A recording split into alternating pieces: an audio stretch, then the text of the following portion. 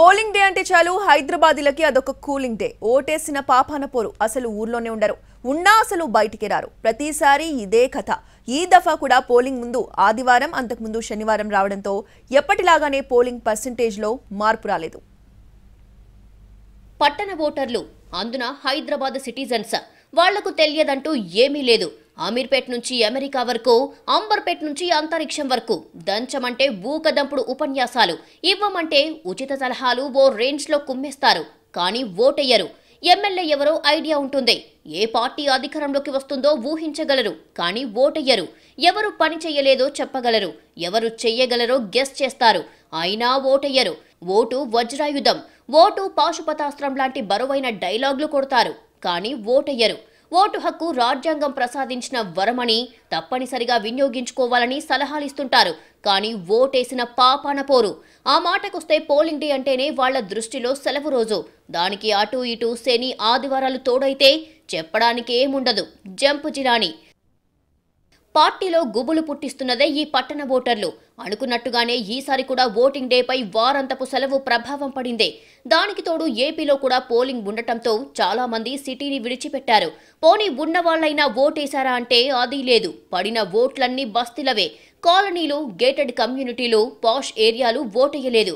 క్యూలో నిల్చోవడం అంటే నామూషిగా ఫీల్ అయ్యారు. 2014 నుంచి 2024 మధ్య ఓటర్లు పెరిగారు, కానీ అందుకు తగ్గట్టుగా ఓటింగ్ శాతం మాత్రం పెరగడం లేదు. ఎంత గింజుకున్నా పోల్ పర్సంటేజ్ 50% మించి రావడం లేదు. ఓటు హక్కు ప్రాధాన్యతను వివరిస్తూ అవగాహన కల్పించినా గ్రేటర్ ఓటర్ తీరు మారడం లేదు.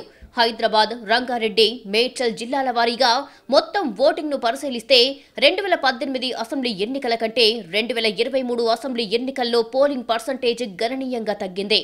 2023 ఓటింగ్ 50% లోపే నమోదయ్యిందే. బస్తీ ఓటర్లు మినహా నగరంలో యువకులు, విజ్ఞానవంతులు ఓటు హక్కును వినియోగించుకోలేదు. తెలంగాణలో 3 సార్లు జరిగిన ఓటింగ్ సరళిని గమనిస్తే హైదరాబాద్, దాని చుట్టూ ఉన్న జిల్లాల్లోనే తక్కువగా ఉంది.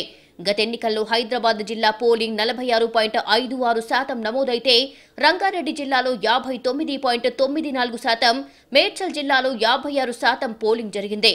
ఓల్డ్ సిటీలోని పలు నియోజకవర్గాలతో పాటు కోర్ సిటీలోనూ ఇదే తరహా పోలింగ్ నమోదు కావడం కలవరపెట్టే అంశం.